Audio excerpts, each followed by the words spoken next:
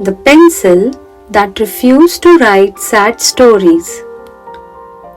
A magic pencil only writes happy endings and teaches others the power of kindness.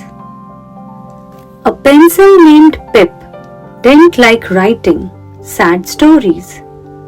Whenever someone tried, Pip scribbled a big smile instead. One day, a girl wrote about losing a friend. Pip gently changed the ending to show hope and kindness. The girl felt better. Pip realized stories could heal hearts.